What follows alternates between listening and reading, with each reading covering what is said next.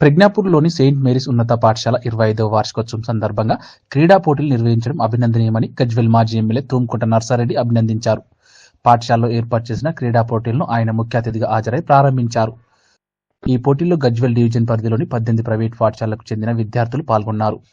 కవి అంత్యశ్రీ మృతికి సంతాపంగా 2 నిమిషాలు మౌనం పాటించారు. అనంతరం నర్సారెడ్డి మాట్లాడుతూ తెలంగాణ రాష్ట్ర సాధనలో అంత్యశ్రీ చేసిన కృషి అపూర్వమని, ఆయన పట్టుదల విద్యార్థులకు స్ఫూర్తిదాయకమని అన్నారు.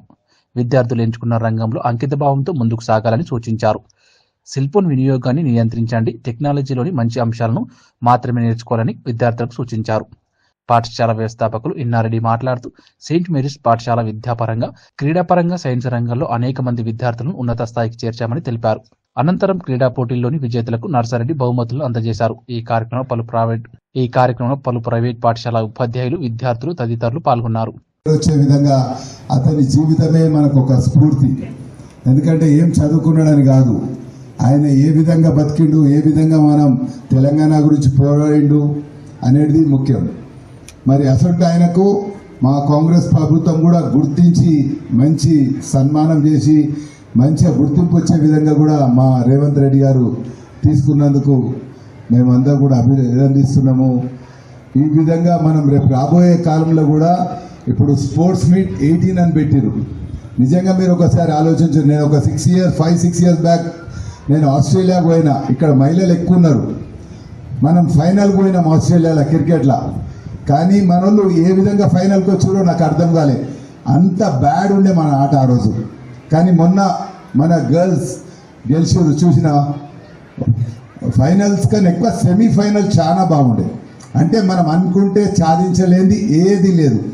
మీరందరూ అనుకుంటే సాధించలేనిది ఏది లేదు. మళ్ళా స్పోర్ట్స్లో మీ ఫ్రెండ్ ఉంటాడు కానీ మీరు పేరు అడగరు, కులం అడగరు. మతము, కులము అన్నీ పక్కకు పెట్టేస్తారు స్పోర్ట్స్లో కానీ స్కూల్లో కానీ. అందుకోసమే మేము ఏం కోరేదంటే ఈ విధంగా 18 మొమెంటం అని ఆర్గనైజ్ చేసుడు మీ ఇన్నయ్య గారిని అభినందిస్తూ, ఏదో 25 ఇయర్స్ సెలబ్రేషన్ అంటే మన కళ్ళ ముందు చూస్తుంటే అయిపోయినాయి.